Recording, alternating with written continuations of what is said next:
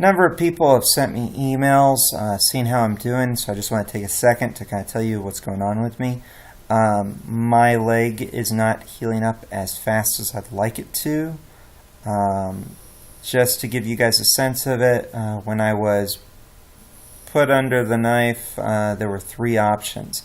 Option one was to simply reattach my Achilles tendon. That would have been the best, the easiest, and the fastest healing process. Second option was if the tendon wouldn't simply touch to reattach it, they would have to extend it by kind of pulling and altering the top of the tendon over by the calf, pulling it down and reattaching it. And that would have been the second best option. And would have been fairly quick to heal. The third option, which is what they had to do, is if the tendon was so bad off that they couldn't do that, is they had to literally drill a hole into one of my bones and pull a tendon from my foot through the hole and then reattach my tendon to that tendon. And that is a much longer healing process. Where originally I was told 2 weeks for the kind of the stage one, sort of the worst part of it, and that by 8 weeks I'd be pretty much fully recovered. The new word on this that my doctors told me is it's going to be about 6 weeks will be the worst of it, so I'm in the first third of that right now, and that it'll be a full year before it's fully recovered. And that it will never fully recover, that I won't have total use of my foot. So that's like the worst case scenario, and that's sadly kind of where I'm sitting at. And so my day-to-day life right now goes from my foot feeling genuinely okay to just a little bit painful to extremely painful, especially later in the day. And then the other one on it to counteract that pain is that they've put me on some very powerful pain relievers, which are in essence narcotics. And so what I'm experiencing is, I think people joke around about pain relievers as being really pleasant. These are not pleasant pain relievers. The side effects on them are pretty horrible. They cause a lot of confusion and dizziness. A lot of nausea, meaning like that you feel like you want to throw up all the time. So I'm on other medication just to keep the side effects limited. But the effects it's doing to my ability to simply focus and my ability to just have coherent thought from time to time is compromised. So it's really frustrating. It basically feels like I'm either going through a lot of pain with my leg, or I feel like I have the worst flu that you could ever have, that kind of flu where you can't even think straight. And those are the two things I'm kind of going between. And it's really inconsistent when it happens. So there's days when I feel fine for like 2 or 3 hours, and then I feel horrible for about 2 or 3 hours. Then I feel fine, and it kind of goes back and forth. So even though I would love to come back to work, and there is a possibility I will be back before the end of the year in the review section before the final, I just don't know if I can come back now because I cannot predict what I'm going to feel like 2 or 3 days from now. So right now, I think I'm probably not going to be able to come back this week. But I do see my doctor on Thursday, and I'll have much more information. But just know that I do miss you guys. I do miss being there, and I hope everything will work out for the time being. So here's kind of the third part of this film. I'm gonna leave Jackson, Mississippi, go to Memphis, double on back to Jackson, come on down to Hattiesburg. Change cars on the yellow dog. What land? Thank you. Oh, and it told me best watermelon you ever seen. can a highball pass on through? Highball on through, sir. Rand Carson, 31st Street Depot, 4th Street Depot. Memphis. I'm on my way. Memphis. Are your watermelons Is they sweet, lady? Where we grow these watermelons, we put sugar in the ground. I never heard of such a thing. Oh, yeah, we put it right in the ground with the seed. Taste it.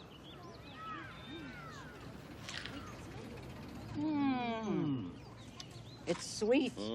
I'll take 2 of them. Oh, you want 2? Hey, 2 watermelons for the lady. 2 watermelons coming up. 1 watermelon's awful sweet. 2 watermelons can't be beat. 3 is better than 4 is best. Somebody come here and buy the rest. All right, give this lady a watermelon here. Give this lady a watermelon here. Here you go, lady. All right, lady. How about give me that money first, ma'am? There we go, Jiggs.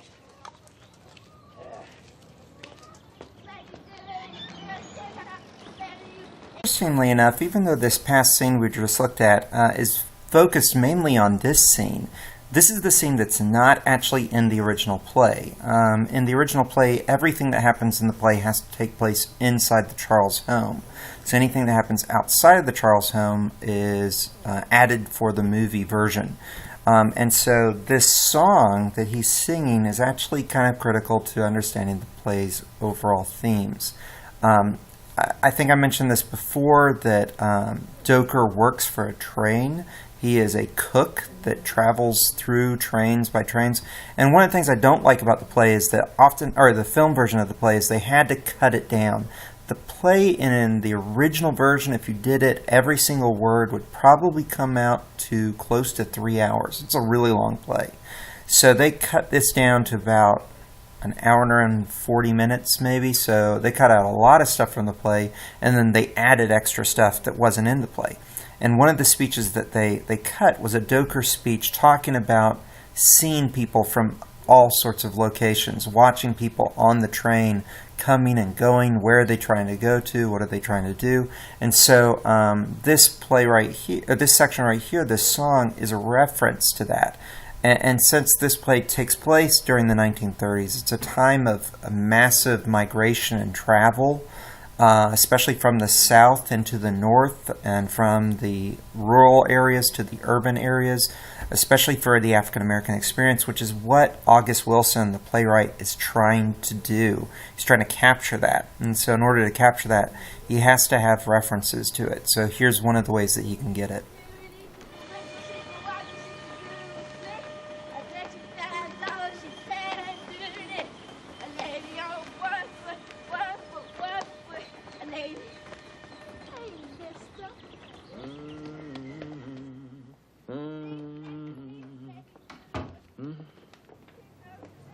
I thought you took that suit to the pawn shop. I went down there, and the man say the suit is too old. Now look at this suit. This is 100% genuine silk. Now how's a silk suit gonna get too old? Well, they got another pawn shop up on Wiley. I carried it up there. He didn't want it either. He don't take no clothes. The only thing he take is guns, radios, and maybe a guitar, too. Well, Maretha's scared to sleep up there now. Bernice figure if Boy Willie leave, Sutter's ghost will follow. She don't know. I seen Sutter's ghost before Boy Willie come. Say what?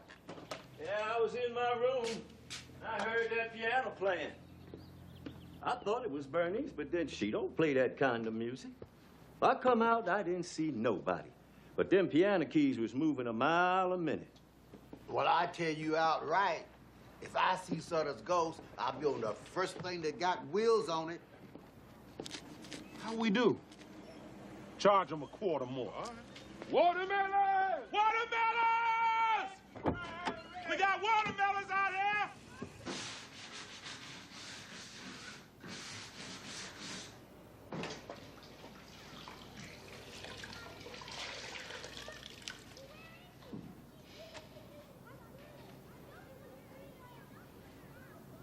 What time Bernice get home? I don't see how I let her get away from me this morning. What kind of business you got with Bernice? My business. I ain't asked you what kind of business you got. Well, Bernice ain't got no money if that's why you was trying to catch her. She having a hard enough time trying to get by as it is. Well, let me have $5. I'll just give you $1 before you left out of here. You ain't gonna take my $5 out there and gamble and drink it up. Oh, let me have $5. I'll give it back to you.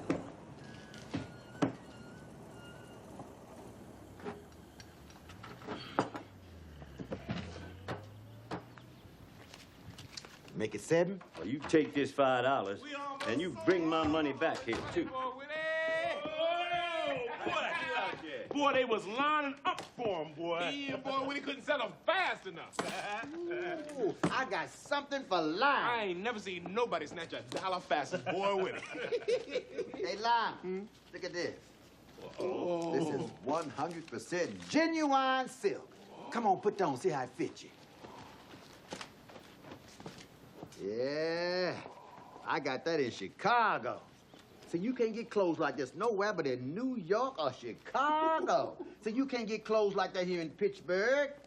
So these folks here in Pittsburgh, they ain't never seen no clothes like that. Yeah, this is nice. This feel real nice and smooth. Yeah.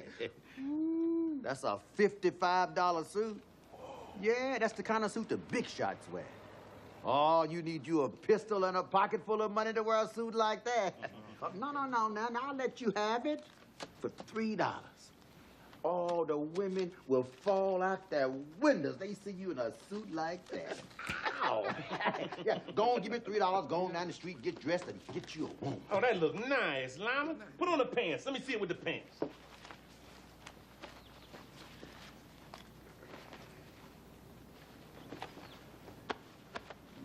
Yeah, now don't that look nice? Yeah, see, now go on and give me $3 going on and take it. Look, I got a shirt to go with it.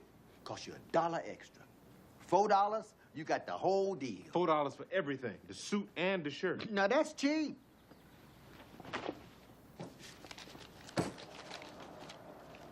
All right. Now, you got some shoes? What size shoes you wear? Size 9. That's what size I got, size 9. Look, I'll let you have them for $3. Where they at? Let me see them. They nice shoes, too. They got a nice tip to them. They got a pointed toe just like you want. Come on, Bo Willie, let's go out tonight. Maybe we can go to a picture show and find some women. Hey, Doka, I got the name of that man say he want to buy the piano. The man was fixing the truck gave me his name. I got his name and number. It ain't gonna do you no good. All right. Here you go. Size 9. All right, put them on. That's the kind Stagger Lee wore. Yeah, now that'll cost you $3. Woo. You sure this size 9? Well, now, you can look at my feet and see we wear the same size. Look, go on and take them. $2.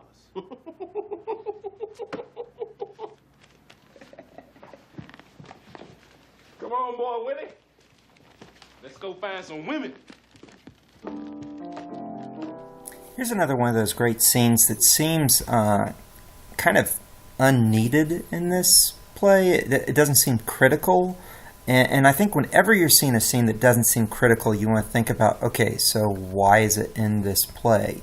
Because most likely, if you're watching something that's well-made, if you're watching a well-made movie, if you're watching a well-made play, then there aren't going to be unneeded moments. So even though this one seems to be just this kind of comedic scene in which we watch a whining boy who has already said that this suit is worthless, like he can't get money for it, and we've seen him like trying to borrow money. First he wants to talk to Bernice to borrow money from her, then he gets money from Doker, and then he seems to be taking money over and over and over again from Lyman. So what's the point of this scene? And I think this goes back to what you can look at in terms of characters like Avery.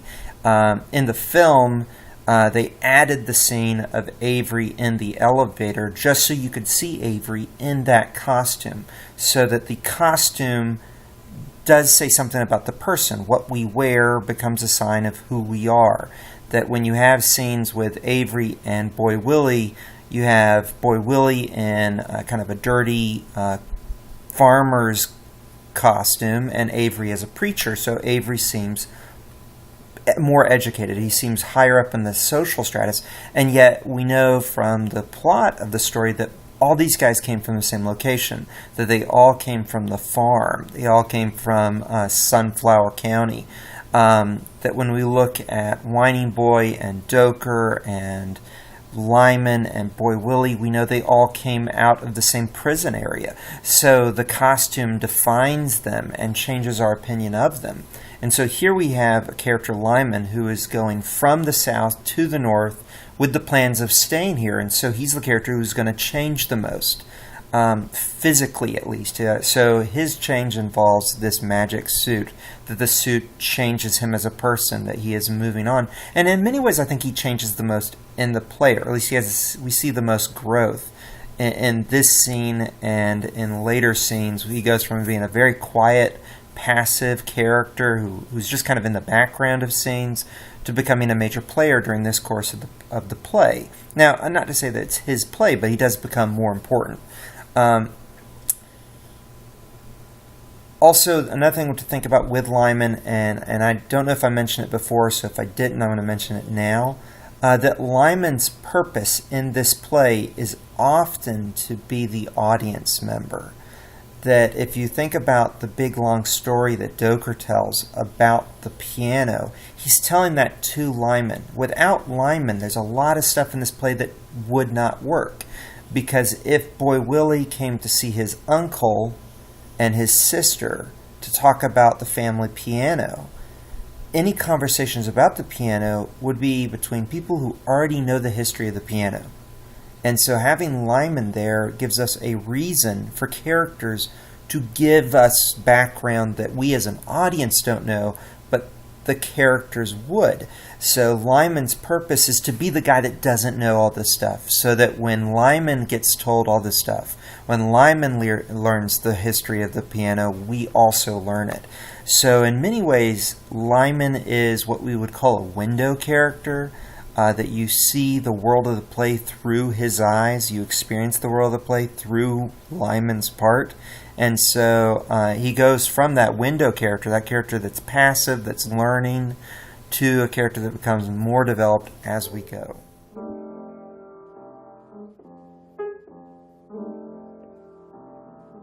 Hey, look like you ready to railroad some, boy. Yeah, I got to make that run overnight to Philadelphia. How I look? Whoa,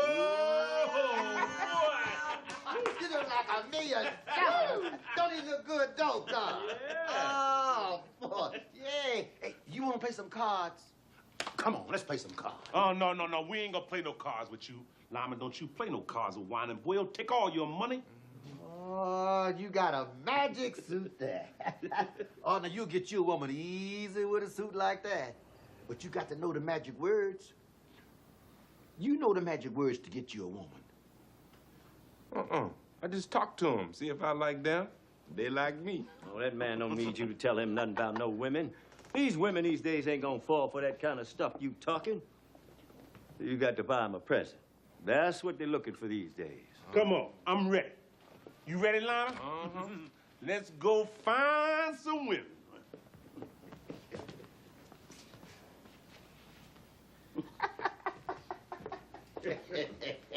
I want to walk out with you. I want to see them women fall out their windows when they see Lyman.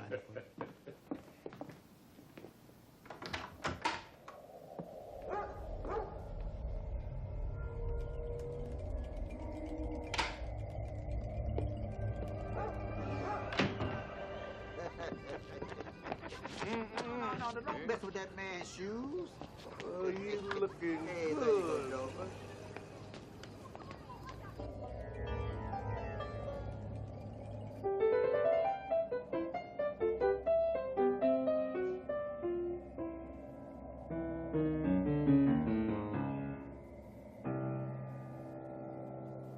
All right, I got to go this way. All right. Y'all See you stay out later. of trouble. All right.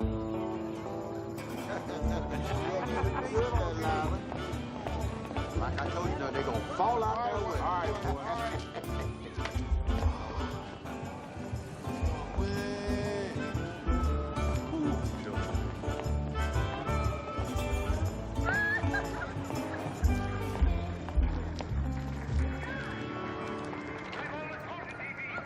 You got the tickets, Lyman.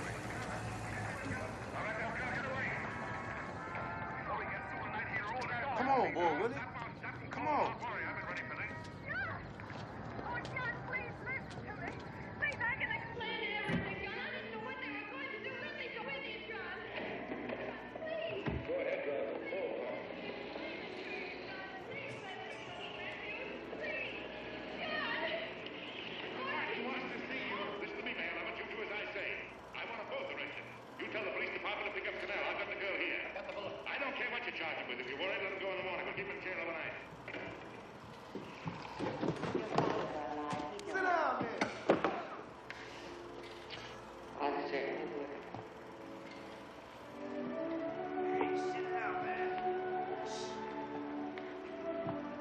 That's your father's diary. Father, I knew he had a diary. There's enough in it for 100 speeches. Things people ought to hear nowadays. So be careful of it, won't you, dear? Always help to keep your father alive under me. You bet I will. Hey, Wonder Boy back in town.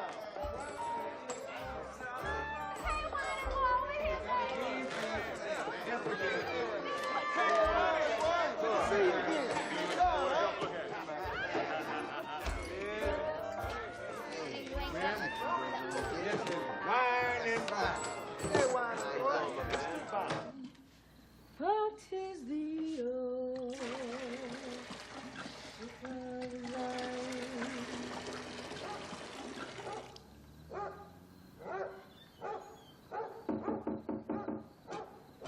Who is it? It's me, Avery.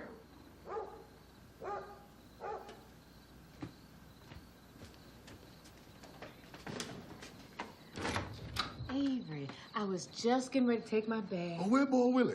I see that truck out there almost empty. They was gone when I got home. I don't know where they went off to. Boy, Willie around here about to drive me crazy. Well, they sell them watermelons. He be gone soon. Bernice, I be sitting at home and I get to thinking I'm down there and you up here. Now, you know how I feel about you, Bernice. I get to thinking how that look to have a preacher that ain't married. Now, it'd make for a better congregation if the preacher was settled down and married. Not now, Avery. I'm fit to take my bag. I ain't got much in the way of comforts.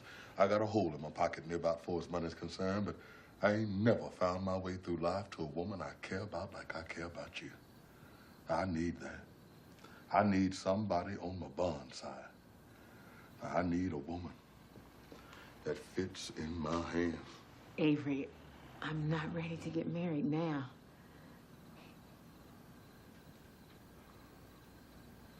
You're too young a woman to close up, Bernice. I ain't said nothing about closing up. I got a lot of woman left in me. So where's it at? When the last time you looked at it? That's a nasty thing to say, and you call yourself a preacher. You trying to tell me a woman ain't nothing unless she got a man? You can just walk out of here without me, without a woman, and you still a man. That's all right for you. But everybody gonna be worried about Bernice. How Bernice gonna take care of herself? How's she gonna raise that kid without a man? Everybody telling me I can't be a woman without a man. Well, you tell me, Avery, you know. How much woman am I? It wasn't me, Bernice.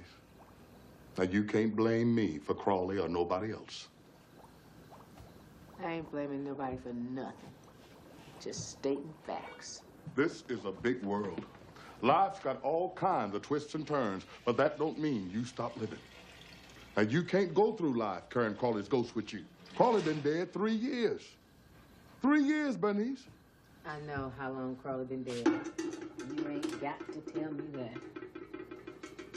Well, I'm standing here now, Bernice.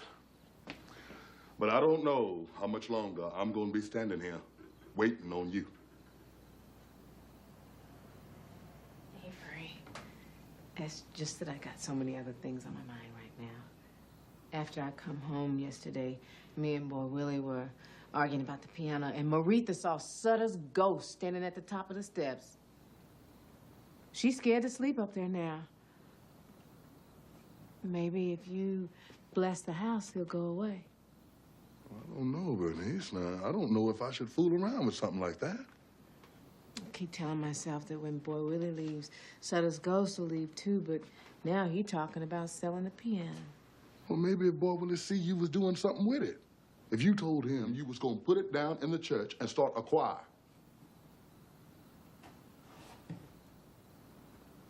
When my mama died, I closed the lid on that piano and I ain't opened it since. She used to have me playing on it. I used to think them pictures come to life at night and walk around the house. Sometimes late at night, I could hear my mama talking to them. I said that wasn't gonna happen to me. I don't play on that piano because I don't want to wake them spirits. They never be walking around this house. Now, you got to put all that behind you, Bernice.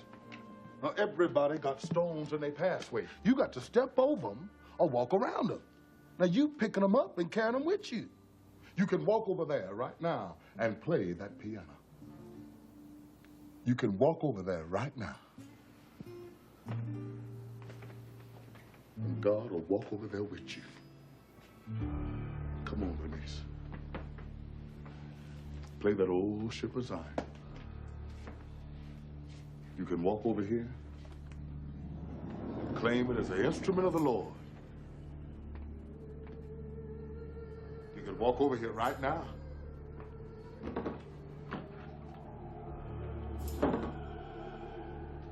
And make this into a celebration. The Bible said the Lord is my refuge and my strength. With the strength of God, you can put the past behind you. With the strength of God, you can do anything.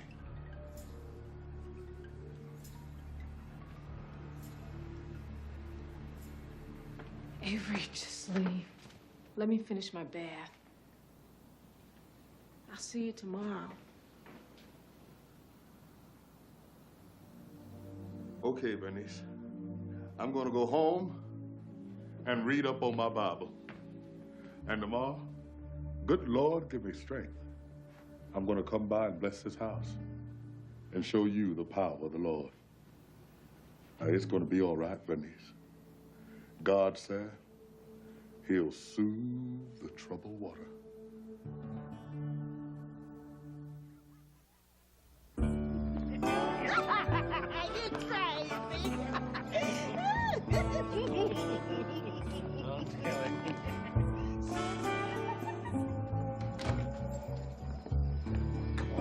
This is my sister's house. My sister live here. Come on, I ain't gonna bite you. Put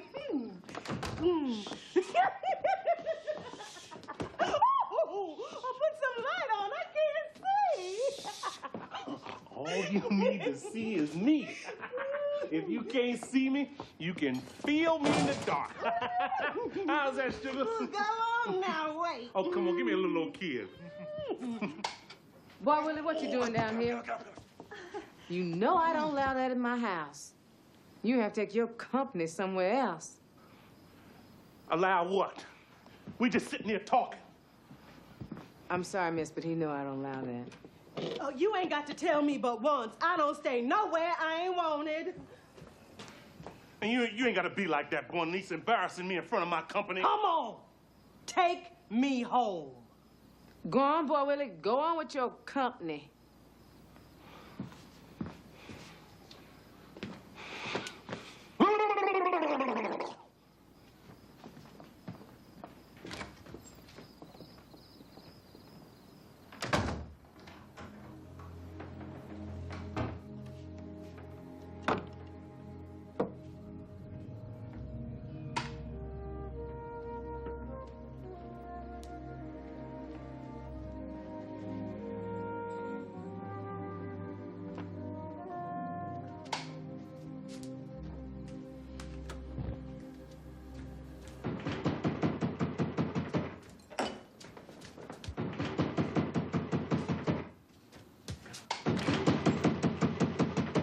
Boy, Willie. How you doing, Bernice? I thought you'd be asleep. Boy Willie been back here? He just left out here just a minute ago.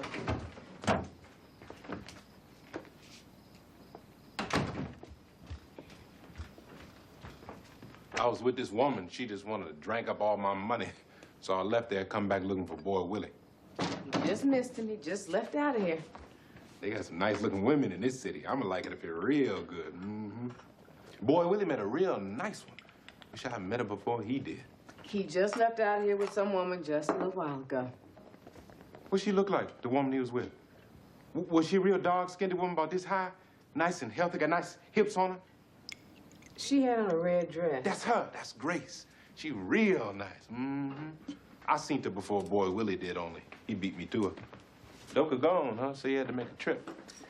He had to make a trip. He's still cooking for the Pennsylvania Railroad. This is usually my time I get some peace and quiet.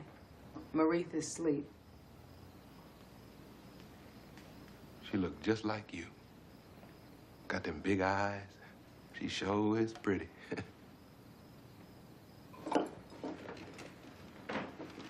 Well, when it say you staying? What you gonna do in the big city? You thought about that? They'll never get me back down there. I figure I find me a job, try to get set up, see what the year bring. It's not a bad city once you get to know your way around. Whining boy told me I'd wear this suit, I'd find me a woman. He was almost right. You don't need to be out there in them saloons. Ain't no telling what you're liable to run into out there. I don't know what the women out there be thinking about. Mostly they be lonely, looking for somebody to spend the night with them. Sometimes it matter who it is, sometimes it don't. I used to be the same way. Now it got to matter. The way I see it, we the only two people like us in the world. We got to see how we fit together. A woman who don't want to take the time to do that, I don't bother with them.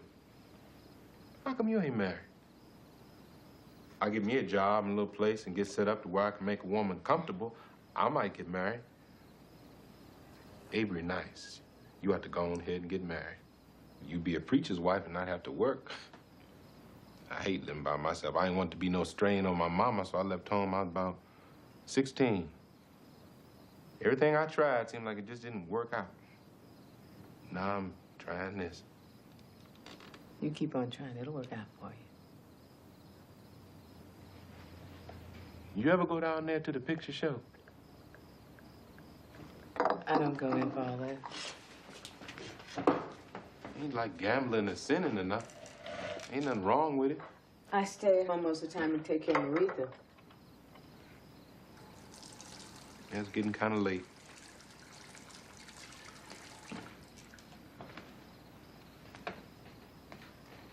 Was you in bed? I ain't mean to be keeping you up. You ain't keeping me up.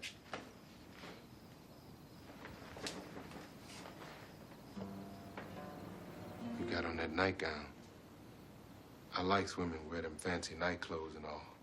It makes their skin look pretty. I got this at the 5 and 10 cent store. It ain't so fancy. I don't too often get to see a woman dressed like that.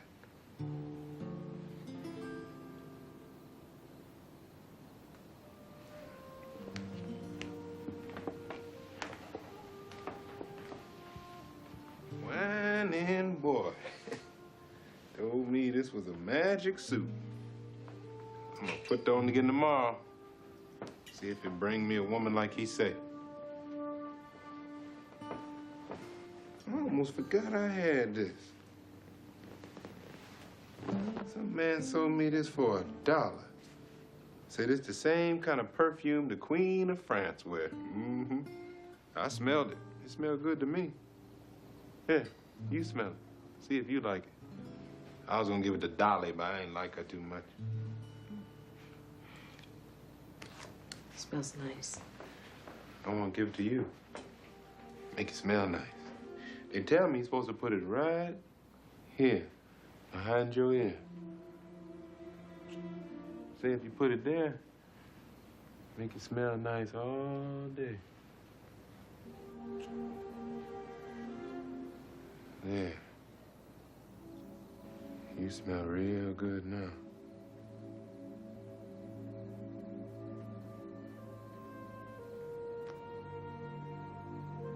You smell real good for life.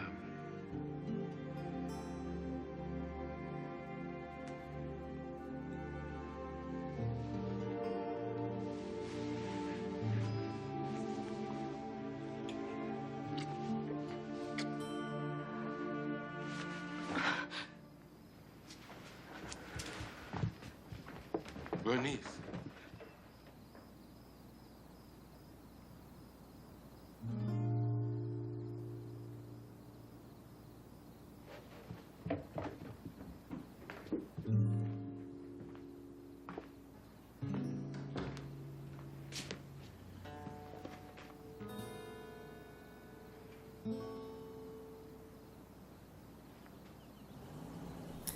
This is a really great section of the play for Bernice. Bernice and Boy Willie have such an interesting kind of relationship in this play. The first half of the play is so clearly the Boy Willie side of the play, where you're seeing it mainly through Boy Willie's point of view, and then as the play continues, you start to see it more and more and more from Bernice's side of point of view. And not to say that it's necessarily ever going to be totally Bernice's play, but you could argue that she is the protagonist and that Boy Willie is the antagonist, especially in the later parts. So it focuses on her a bit more. And in this, we have three scenes involving relationships. And I think with that, you want to think about what's going on with Bernice. That here's a woman who lost her husband, who is tied up. Literally, Avery has that great line about, you've got all this weight on you. You gotta let it go. That she carries all this stuff. She carries the death of her husband. She carries all these things with her. And so we have this scene with her and Avery. We've got this scene with her and Lyman. And then we've got the Grace and Boy Willie scene, which is kind of the comedic version of a relationship scene. And so this question of what kind of relationship does she have? What kind of love is she allowing herself to have? And in this one, you also want to think about what's going on with Avery. That does Avery love her is kind of in question. I personally, I do think that he does love her. He does seem to have affection for her. But at the same time, he seems to be really interested in making sure that he looks right. It doesn't look right for him to not have a wife. A preacher needs to have a wife. That in so many levels he sees this as a form of status, which makes it difficult to really support the relationship, which is why we have this wonderful scene between her and Lyman. And Lyman is a fascinating character. There's been a lot of things written about Lyman, specifically looking at him and trying to understand what does he say about sort of men in general and African American men in specific. There are people that argue that Lyman is supposed to be a bunch of contradictions, that he is both shown as, in some ways, not very smart, and at other times, such as this scene, extremely insightful. He's shown as both the comedic character and the serious character. He is a man that is running away from the law seemingly because he owes money and because he doesn't want to go back to work for this guy, which suggests that perhaps he's lazy. But then in this scene and throughout this play, you see that he's actually a pretty hard worker. He's gone through a lot to help Boy Willie, the selling of these things. And in his goals in this scene seem to be to get a good job. And that wonderful section where he talks about his mother and not wanting to be a burden on his mother shows a lot of evidence of a strong work ethic. So many people think that he's supposed to be a contradiction in terms. He's supposed to be terrible stereotypes and then turning those stereotypes like on their head. There's times when he seems to be only interested in fast women. He's just women, it doesn't matter. But then in this scene where he says that, he immediately counteracts that by saying how much it's important to have a monogamous married relationship, that's the relationship he's looking for. So Lyman is fascinating. I really like Lyman as a character because of all these different contradictions. It's really what kind of makes him interesting to me, and I love this scene. So.